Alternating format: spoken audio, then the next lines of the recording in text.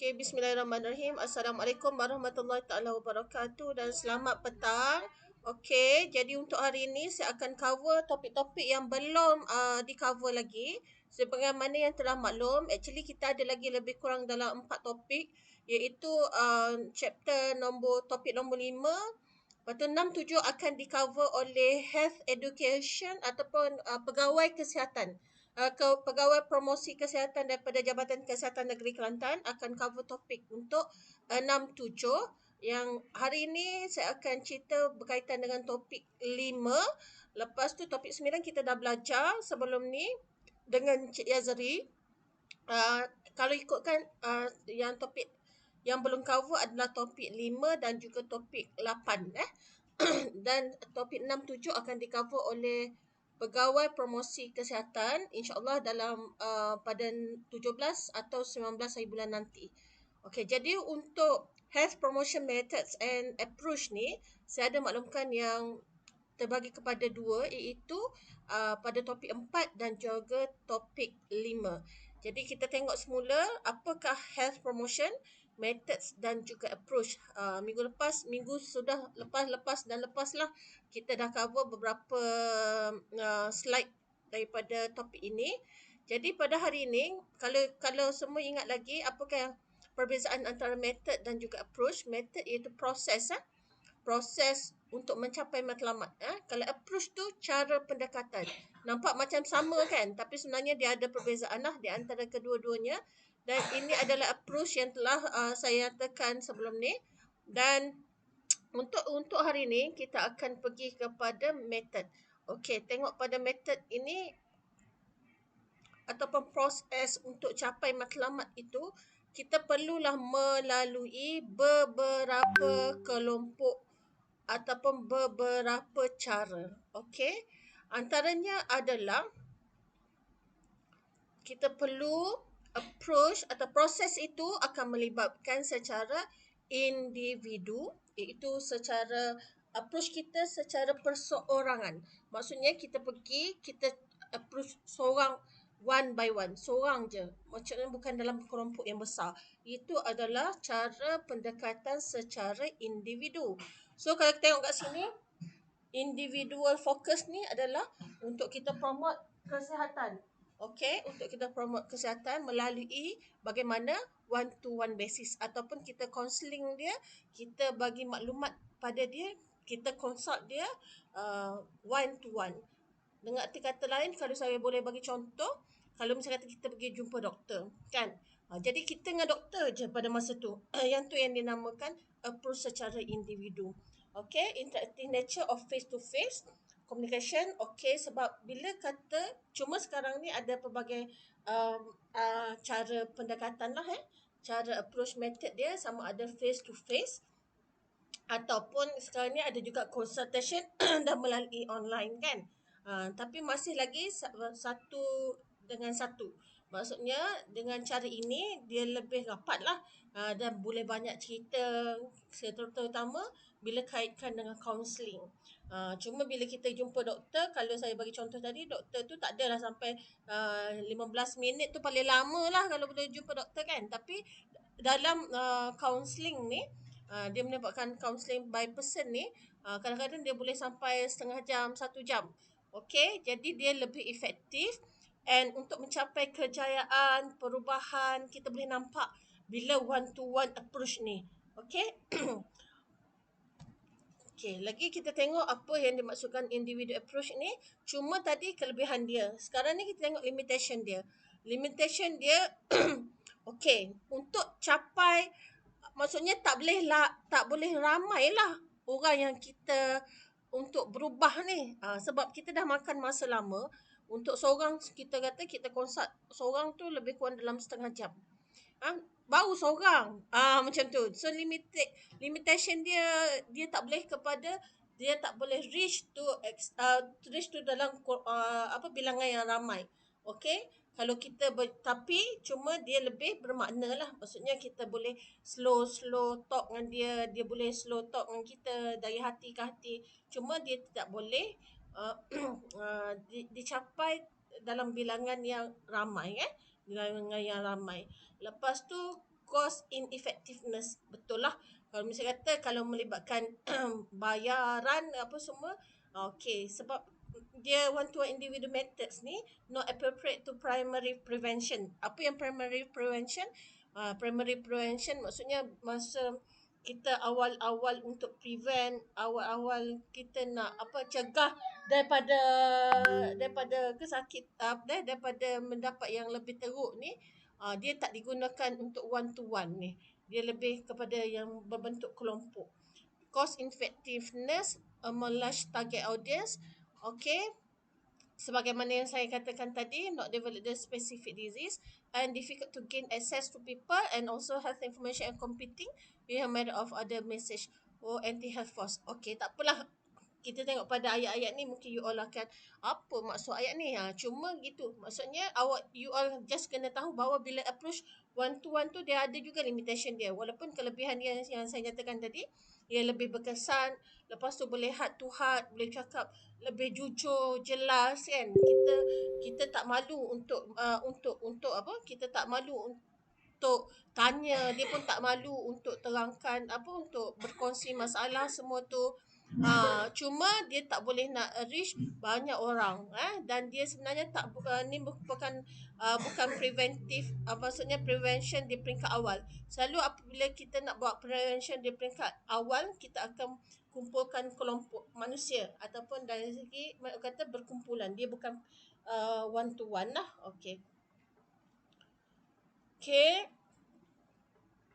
Apa lagi kat sini? Okey, yang seterusnya adalah approach secara berkumpulan. Kalau approach secara berkumpulan selalunya dia dalam kata lebih daripada seorang lah kan, sebab berkumpulan. Jadi mungkin boleh capai 2 ke 3 orang ataupun boleh capai kepada beratus-ratus orang. Okey, daripada grup tu kita akan nampak ada grup yang perempuan saja. Kita boleh target. Okey, hari ini saya nak bercakap berkaitan dengan kesihatan wanita. So saya akan kumpulkan orang wanita saja kan. Ataupun dalam grup yang homogeneous, yang maksudnya dia campur ada lelaki, ada wanita, ada budak, ada orang tua dan sebagainya. Okey, jadi health education method ni selalunya memang terkenal dibuat dalam bentuk grup lah. Di mana kalau kita buat seminar, tak ada kita buat seminar kita bercakap dengan seorang je kan. Kita buat seminar, kita bercakap dengan ramai orang. Jadi itu adalah grup dia. Grup, dan dia boleh, maksudnya cara pendekatan ni, kita boleh bagi maklumat tu sekali bercakap je 100 orang yang dengar. So siapa? 100 orang yang dapat maklumat tu. Yang tu yang dinamakan penyampaian ataupun metod secara grup. Kita target terus kepada kumpulan-kumpulan. Okay? Jadi yang berbeza dengan yang tadi tu, kalau misalnya kata mungkin yang tadi berbentuk counselling, kita nak counselling dia, kita nak cakap benda-benda privacy, kita nak cakap benda-benda confidential. So boleh ke dalam grup yang terbuka? So metod yang lebih sesuai adalah secara one to one ataupun seorang perseorangan individu. Kalau misalnya kata isu tu tak melibatkan isu yang sangat besar ataupun tidak, bukan yang sangat besar, yang sangat sensitif, ataupun dia melibatkan kepada isu yang kita nak info je, kita nak bagi info je. Jadi kita boleh buat dalam bentuk group, grouping ataupun method dia secara meluas, ramai yang datang. Okey, bagaimana yang kita buat hari tu Jom Cantik tu kan, ramai yang datang. Okey. Okey. Okey, dia kata bila buat this include assisting individuals. Kenapa? To modify mental health related behavior. Okay, to provide supportive setting for individual sharing. Okay, organize community and organize individual group to undertake macro level social change. Okay, tu secara orang kata kita bercakap dan orang tak bagi feedback kan, dalam seminar ataupun ceramah kita seorang je bercakap speaker tapi tak ada feedback. Okey, sebenarnya dalam cara group approach ni juga kita boleh buat macam focus group discussion. Contohnya kita panggil dalam 10 orang. 10 orang dan kita ni moderator lah. Jadi masa-masa tu kita boleh approach, kita boleh tanya seorang-seorang punya pendapat dan sebagainya. Jadi daripada situ kita boleh provide support jugalah. Support selalunya bila kita nak adakan perbincangan secara grup, setiap ahli grup mempunyai interest yang sama. Interest yang sama. katakan grup tu ada apa, cancer, selalunya support daripada yang datang itu juga adalah daripada cancer survivor kan. Jadi dia akan bercerita benda yang sama, dia akan dapat memberi empati, simpati dan sebagainya. Okey, jadi kita pergi lagi yang seterusnya. Okay, jadi dia kata apa, which level untuk prevention is mainly primary, secondary and tertiary. Tertiary. Okay, kalau contoh primary itu adalah seperti school, tempat sekolah, workplace, tempat kerja ataupun organisasi-organisasi tertentu. Okay, dia boleh level dia terbagi kepada tiga lah. Kalau tengok kat sini primary, secondary and tertiary. Okay, secondary ni medical practice, health centers, outpatient clinic, drug, nak sebut apa, referral centers ataupun macam kita pergi ke wellness hub nanti. InsyaAllah saya cuba untuk pergi untuk dapatkan slot di wellness hub nanti. Kita boleh tengok kat situlah yang merupakan yang secondary. Tertiary pula seperti hospital, rehabilitation center, nursing home. Ini kalau nak faham lebih faham, selalunya kalau prevention yang berbentuk primary adalah orang yang belum dapat apa tu sakit. Okey, orang daripada golongan yang masih sihat ataupun dia berbentuk memang tempat awam. Tempat awam yang kita tak boleh nak kenal pasti yang ni tempat orang sakit ke tempat orang sihat. Selalunya orang pergi kerja orang yang sihat lah kan. Anak-anak yang datang ke sekolah sebab tak demam. Okey, dia tempat yang umum maksudnya. Bila kepada central secondary, bermakna kalau kat sini dia kata kepada medical practice, tempat yang memang orang pergi semata-mata untuk dapatkan rawatan. Okey, jadi kat tempat-tempat tu kita boleh target lah untuk pergi menyampaikan promosi dan health education. Ataupun tempat yang tertiary ni tier tu kena dah level ketiga, maksud memang orang masuk tu sebab dia dah admitted sebab dah tak boleh bangun, sakit ataupun dia memang dah lumpuh separuh badan. So dia perlu melakukan rehabilitasi untuk dia pulih semula ataupun memang dah orang tua yang memang tak ada orang nak jaga dia, so dia terpaksa anak dia hantar dia ke nursing home. Okey, yang tu adalah tertiary. Okey, ini adalah summary daripada health education, methods health, summary of group methods and health education, di mana terdapatnya rasanya lebih kurang yang saya cerita tadilah. Okay, lecture, discussion based for knowledge transmission, motivation in large group, macam saya beritahu tadi. Sama juga seminar, smallest numbers, boleh 2 ke 20 orang. Okay, macam webinar, seminar, sama conference, combine lecture, seminar techniques. You all pernah pergi conference, so you tahulah. Okay, selalunya conference ni orang yang datang yang sharing adalah yang expert, yang expertise, yang mempunyai expertise dalam bidang masing-masing. Okay, skills training. Okay, bila kata skills training, contohnya, okay, yang ni tadi, kalau ni didactic group methods. Okay, nama dia. Yang ni experimental group methods. Okay, didactic group method ada 3 cara, lecture, discussion, seminar dan juga conference. Kalau experimental group method pula ada 1, 2, 3, 4, 5. Skill training, behavior modification, sensitivity encounter, inquiry learning dan juga peer group discussion. Okay, kalau skill training kita pergi untuk dapatkan macam kalau orang nak bersalin, dia macam mana dia nak apa cara dia nak apa beneran ya orang kata cara untuk dapatkan knowledge, cara untuk dapatkan skill. Dia akan pergi ke tempat yang skill training. Okay, behavior modification, learning and unlearning of specific habit. Contoh, kalau misalnya kata kita memang untuk berubah daripada merokok kepada tidak merokok, so ke mana kita pergi, kita mestilah pergi ke tempat yang boleh mengubah kita, mengubah apa yang kita nak. Okey, apa nak capai matlamat kita ni. Jadi kita kena jumpa orang yang boleh merubah kita. Dan contoh kalau kat klinik ada klinik berhenti merokok, so kita pergi ke sana. Okey, sensitivity encounter ni pula berkaitan dengan dia lebih sesuai kepada professional training lah. Okay, ataupun middle class health goals. Okay, jadi dia kalau sensitivity bermaksudnya yang lebih sensitif, yang berbentuk dalam confidential dan sebagainya. Bagaimana pula dengan inquiry learning? Okay, inquiry learning ni selalunya bila kata inquiry, kita pertikaian ataupun kita ada satu persoalan lagi yang perlu kita rungkai melalui pembelajaran. Okey, bila nampak pada learning ni semestinya setting dia adalah di sekolah ataupun di universiti dia require formulating and problem solving through group or cooperation. Okey. Peer group discussion pula adalah yang saya pernah cerita tadi kan, bila kita panggil dalam bentuk grup, kita buat discussion dalam individu yang mempunyai experience yang sama, pernah melalui perkara yang sama, kita share experience, kita share pengalaman kita, lepas tu kita support, kita bagi kesedaran.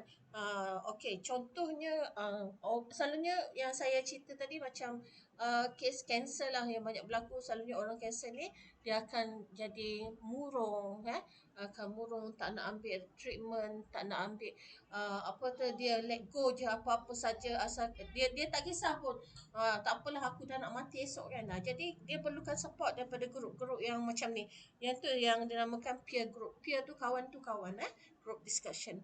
Okay, lagi simulation, role play, self help. Okay, jadi macam yang last dengan Cik Yazri, you all pernah dah buat role play kan? Okay, acting roles by group participants kan? Faham? Yang tu yang dinamakan role play. Macam mana simulation useful for influence attitude in individuals with varying abilities, general in school setting but often relevant to other group. Okay, kita nanti pun belum buat simulation. Okay, contoh simulasi ni, contoh kalau bukan kita buat training bukan di tempat yang sebetulnya kan. Kalau misalnya kita pilot, dia masuk ke dalam bilik simulasi, dia buat ride, dia terbang kapal terbang kan, terbang kapal terbang, tapi sebenarnya dibuat dalam simulasi. Okay, nanti kita cuba try dalam kelas nanti, bukan try untuk terbang kapal terbang kita buat aktiviti yang melibatkan simulation lah. Okay, self-help required motivation and independent attitude, valuable for ongoing peer support. Values clarification can be therapy or forum for social action. Okay, jadi self-help, maksudnya tolong bantu, membantu sama-sama. Sebabnya keadaan macam ni sama juga, lebih kurang mirip ke peer support tadilah kan. Sebab kita memerlukan, selalunya dia macam ni, setiap manusia ni dia ada kalau dia kuat inner support, dia kuat dalaman dia boleh support diri sendiri. Maksudnya cepat bangun, bangkit balik. Okey, hari ni kita kena belajar, hari ni aku tak boleh tidur. Okey, inner dia kuat, sangat kuat. Ada setengah orang dia nak buat sesuatu tu, dia perlukan support daripada luar. Contohnya okey, makwa dia, okey makwa, bangunlah, pagi ni kita nak pergi library. Pagi ni kita nak pergi library. Jadi kita kita perlu orang lain nak ajak kita pergi library kan. Patutnya boleh diri sendiri tapi dia tak boleh. Okey, dia perlukan support yang lain. Okey, jadi yang seterusnya adalah general population. Population ni dalam kelompok yang lagi besar lah. Okey lah, yang lagi besar. Maksudnya kalau kata okey di Kelantan, populasi negeri Kelantan, okey semua rakyat di negeri Kelantan. Kata population bagi Malaysia adalah semua rakyat di Malaysia yang mempunyai 13 negara, 13 negeri di Malaysia kan. Tu adalah population. General population yang bersifat umum. Okey, contoh kat sini melalui mana? Kan kita nak approach orang, tak ada, kita tak boleh nak pergi seorang-seorang, rumah ke rumah. Jadi kita mesti menggunakan sebagai contohnya mass media. Okey, mass media in health promotion. Okey, kita faham, saya go through sesuatu mass media ni you all kena tahu, and the printed or audio visual material designed to reach a mass audience. Audience seperti yang kita sedia maklum, contoh dia seperti newspaper. Sekarang ni dah tak ada newspaper secara, orang dah tak baca newspaper tu kan, orang dah baca online newspaper. Okey, lepas tu magazine, ada lagi tak beli majalah? Okey, tak tahulah you all selalunya sekarang ni semua di handphone lah kan. Lepas tu dengar radio, televisyen pun jarang dah sekarang ni. Kalau nak tengok cerita, ramai dia tengok cerita-cerita di YouTube, TikTok dan sebagainya kan. Okey, billboards. Billboards ni yang berada tepi-tepi jalan tu kan, yang besar-besar. Tapi tu pun mahal. Iklan-iklan tu perlukan duit berjuta-juta, beratus-ratus ribu. Lepas tu exhibition, pameran-pameran dibuat di conference dan sebagainya lah. Apa yang you all buat untuk mass media, untuk Jom Cantik hari tu, contohnya, buat apa? Buat poster, buat video, leaflets, pamphlets dan sebagainya. Okey, yang keduanya adalah message. Okey, message ini kita memerlukan message lah, info apa yang nak disampaikan. Contoh kalau buat video kita perlukan dulu storyboard dia kan. Info apa yang nak disampaikan. Info tu mesti tepat, info tu mesti valid dan bertepatan dengan audience yang kita nak approach. Okey. Jadi seterusnya marketing. Kalau misalnya kata marketing tak kuat memang tak jalan lah kan. Okay, kita buat something tu kita biar jadi kalangan kita tak ada sebaran luar. Sampai ke di peringkat population. Kita nak target kita satu Malaysia tahu. Tapi kita tak buat apa-apa. So kita, sebab tu kadang-kadang sekarang ni, contohnya orang gunakan influencer kan. Influencer dia ada macam 3 juta, 4 juta. Buat duit pula. Siapa nak guna influencer tu, dia kena bayar lagi beribu-ribu untuk dia letakkan satu message dia dalam dia punya account. Sebab apa? Sebab follower dia ramai. Sebab tu sekarang ni ramai dah nak jadi influencer, YouTuber, TikTokers kan, yang famous sebab boleh buat duit kan. Tapi yang penting sekarang ni you all kena belajar dulu, dapat ilmu dulu. Lepas tu nak jadi apa pun terpulang. Kita kena buat sesuatu tu dengan ilmu dengan ilmu supaya kita tak mudah terkandas di kemudian hari. Okey? Itu cara marketing advertising pun sama jugalah dengan one component of marketing mix. Maksudnya dia adalah salah satu daripada cabang kepada kita nak marketkan, kita nak promote kita punya maklumat, kita nak promote kita punya program. Okey.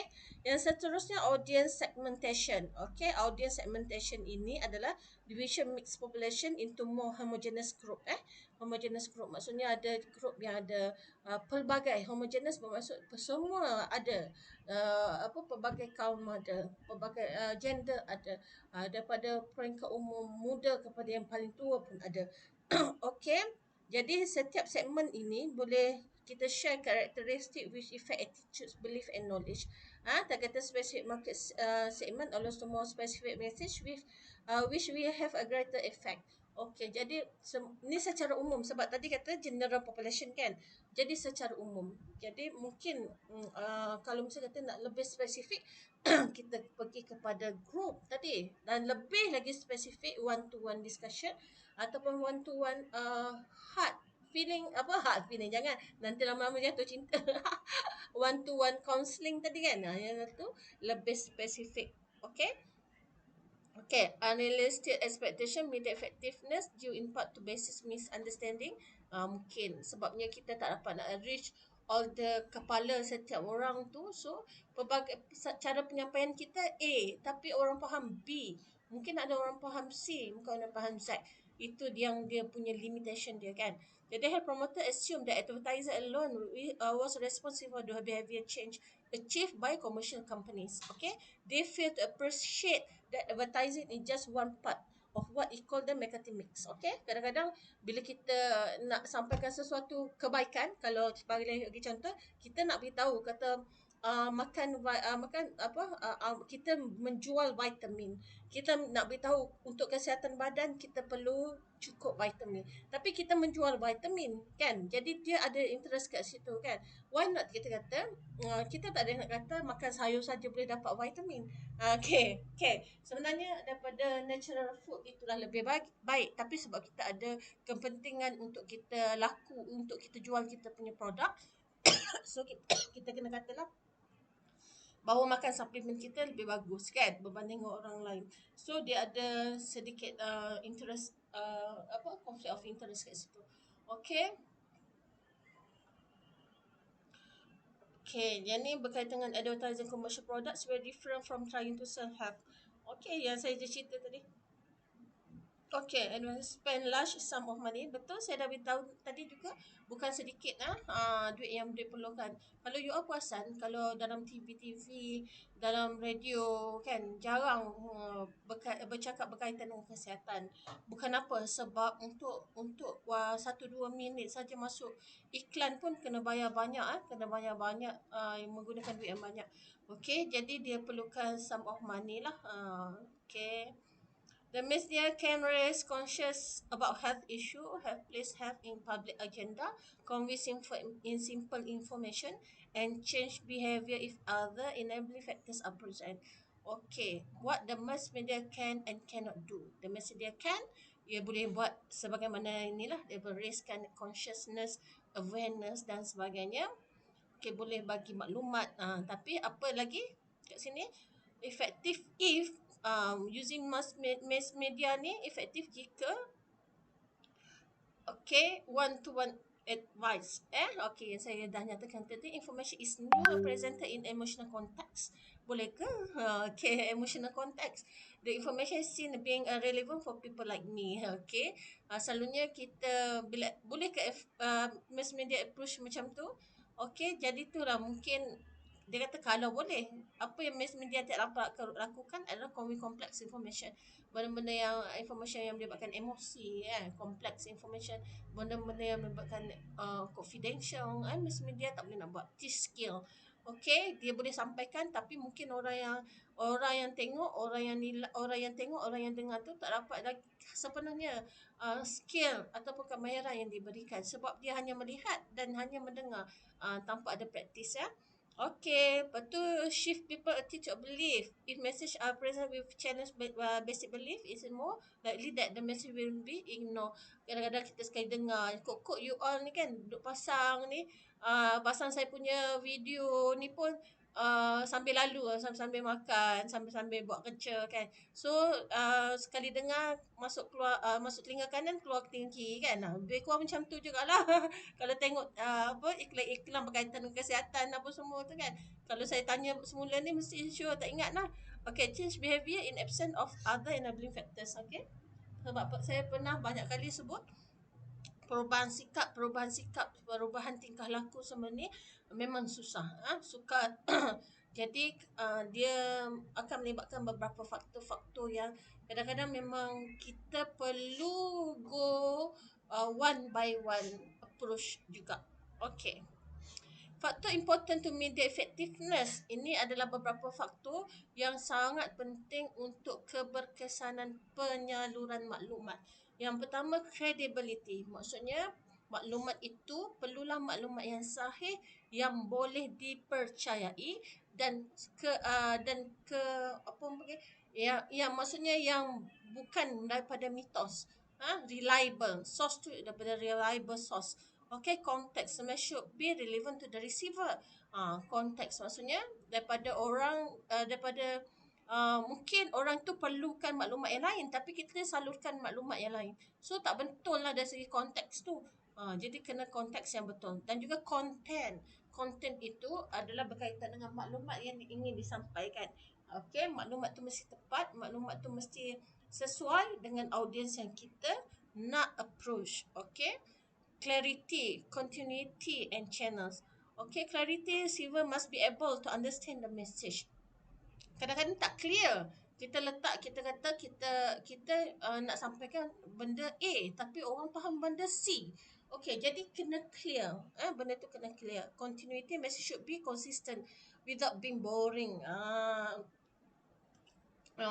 Sebab tu lah kita saya tak sure lah kalau you all dalam kelas saya memang selalu rasa boring ke, tapi tapi gitulah, maksudnya kita kena pastikan mesej yang kita nak sampaikan itu mesti konsisten. Konsisten. Mesti you all tahu tak konsisten tu apa? Okey, lepas tu sampai tak melibatkan orang, sekali dengar pun tak payahlah orang tu tutup TV je kan. Boring lah. Okey. Jadi kena kreatif untuk sampaikan message tu. Betul, channels, message should be the established channel of receiver use the media.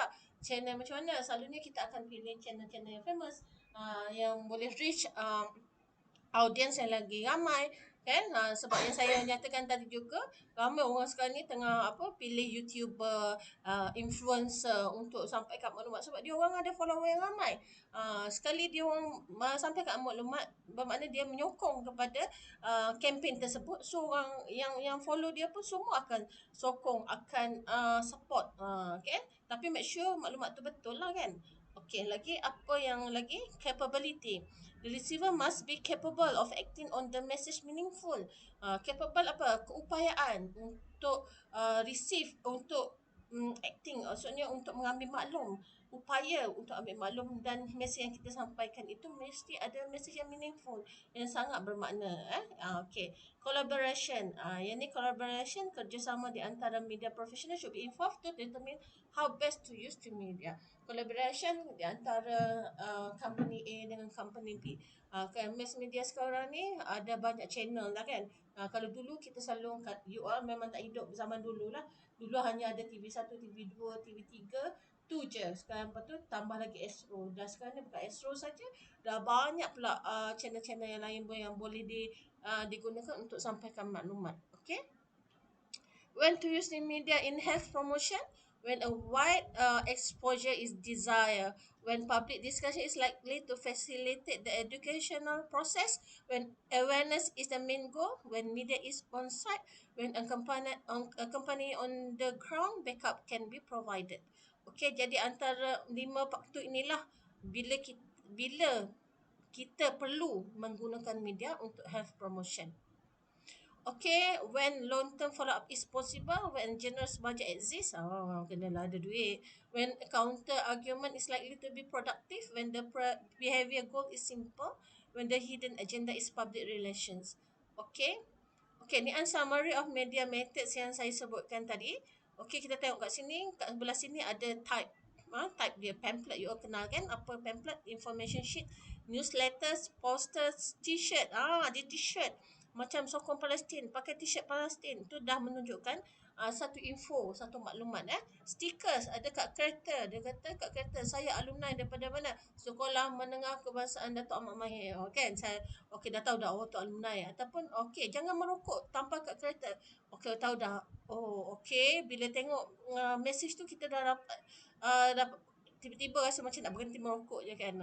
Letak pula yang kanser tekak lidah dan sebagainya. Lepas tu videos, kebanyakan sekarang ni banyak menggunakan videos lah di TikTok, Instagram dan sebagainya.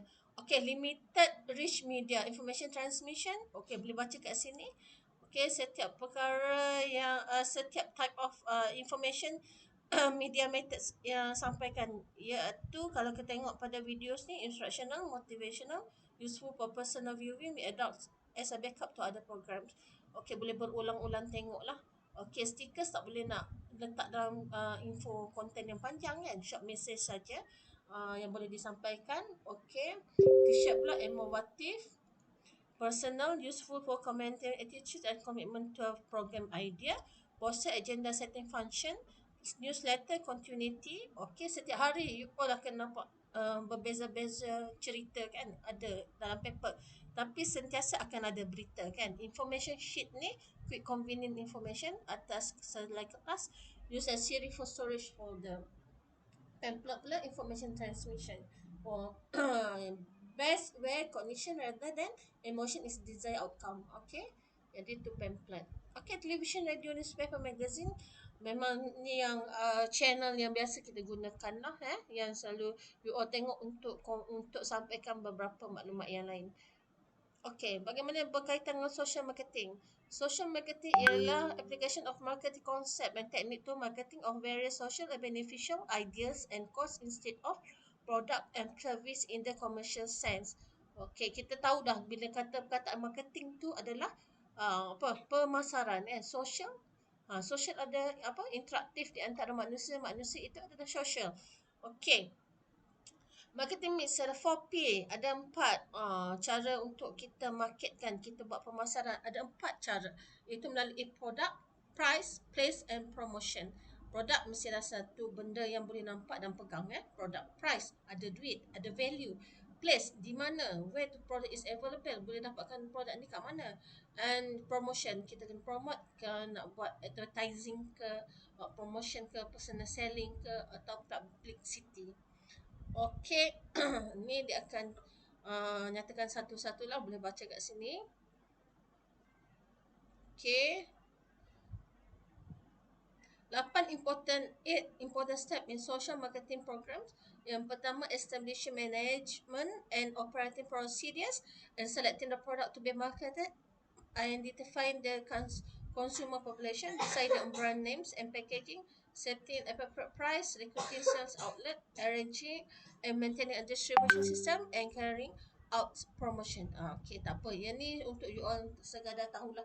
Kita pun tak buat specific social marketing untuk promosi dan pendidikan kesihatan. Yang ni lebih kepada yang memang nak jadi apa tu pegawai promosi kesihatan. Okay, dia kena tahu semua-semua ni. Okay. Okay, bagaimana pula community development approach? Community development approach ini adalah mana kita approach kita secara community, masyarakat. Masyarakat pada yang lebih kecil. Me working to stimulate encourage community to express their need and support them via a collective action. Action is not about dealing with people problems one-to-one basis. It's not about to aim to develop a potential for a community. Sebenarnya berulang-ulang kali saya sebut dalam kelas bahawa approach kita secara komuniti ni, contohnya kita pergi satu kampung, kita kena pasti apakah yang diperlukan untuk kita overcome the problem di kampung tersebut.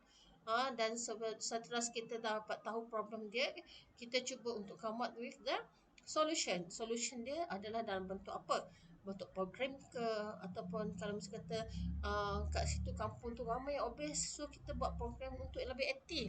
Kita berjalan keliling kampung 2-3 hari kan, terus boleh kurus ya. Lebih kurang macam tu contoh. Okay, jadi community development approach to health involve working with groups of people to identify their own health concern and to take appropriate action. Okay, sama yang saya katakan tadi. Cuma advantages and disadvantages of the community development approach ni, kalau tengok pada advantages dia kita start with people concerned, so it more likely to gain support.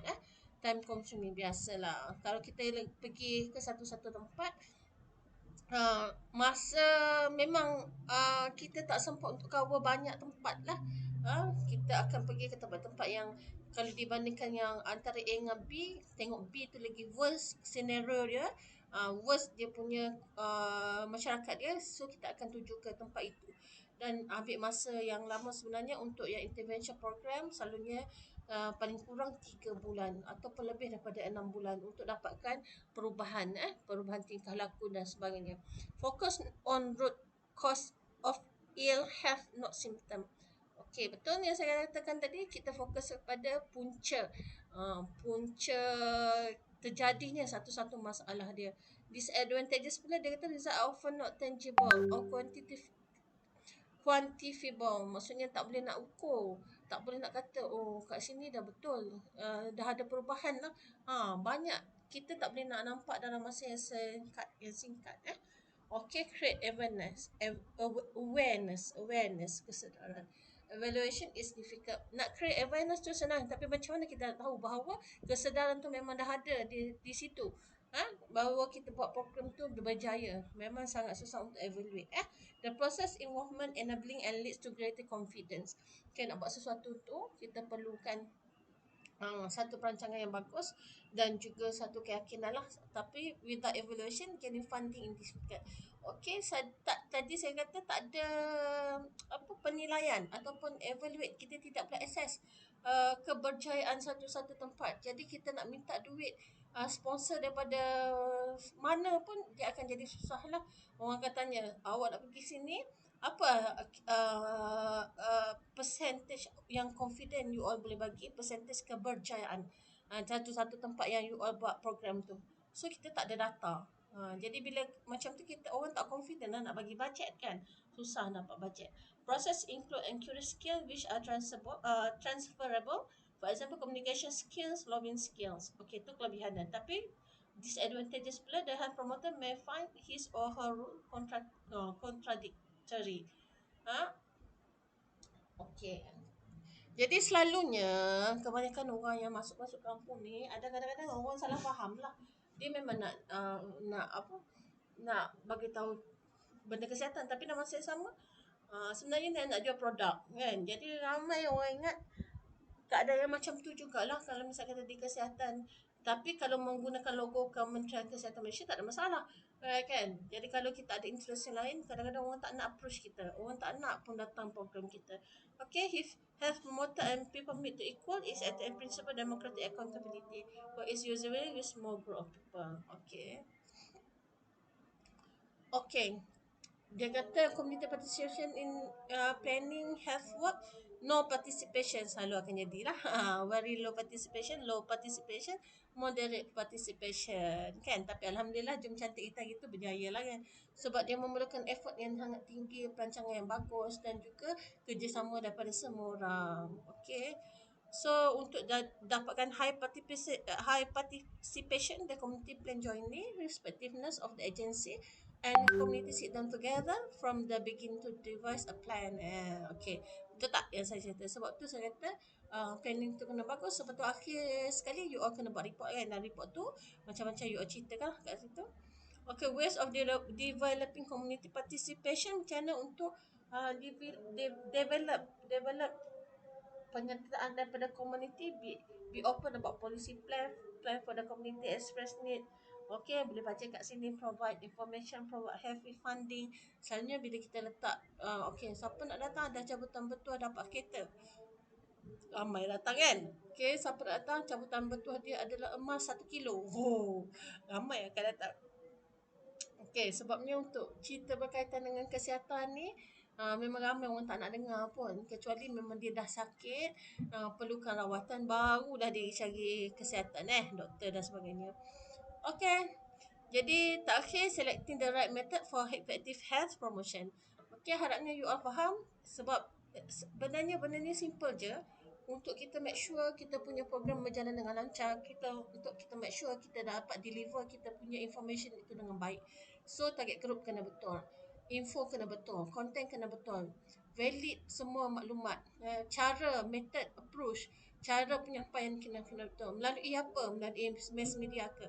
Ataupun one to one counselling. Jadi semua tu kita kena ada planning. Ada planning menggunakan modul-modul tertentu, menggunakan modal-modal tertentu, menggunakan teori-teori tertentu untuk sebelum kita memulakan sesuatu approach. Okay. Ni you all boleh baca macam mana faktor for consideration in choosing method. Okay, kita boleh tanya balik which method are the most appropriate and effective for your aim and objective. Which method will be acceptable to the consumer? Which method will be easiest? Which method will be cheapest? Which method are the most acceptable to the people involved? Which method do you feel comfortable to use? Jadi perkara-perkara ni yang kita kena tanya pada diri kita sebelum kita decide untuk buat method mana, approach yang macam mana. Okay? Okay, kat sini boleh baca. Ada berapa lagi? Ada 2-3 slide lagi kat sini. So, secara ringkas dia, apa yang saya simpulkan kat sini, kita ada approach tertentu, kita ada method yang proses-proses tertentu untuk kita jayakan promotion and health education. Okay, jadi untuk hari ini saya dah coverkan semua tu. Mungkin dalam masa yang untuk you buat revision, you boleh tengok balik slide ni satu persatu untuk fahamkan satu persatu. Tapi sebenarnya slide ni lebih kepada untuk health educator lah, ataupun pegawai promosi kesihatan. Okay, tak perlu sedetail slide ni yang you kena faham. Tapi setakat faham apa yang saya cerita pun dah okey. Okey, jadi saya rasa itu saja untuk topik pada hari ini. Saya okey, untuk next topik nanti saya cover satu lagi ya. Okey, terima kasih. Assalamualaikum warahmatullahi wabarakatuh.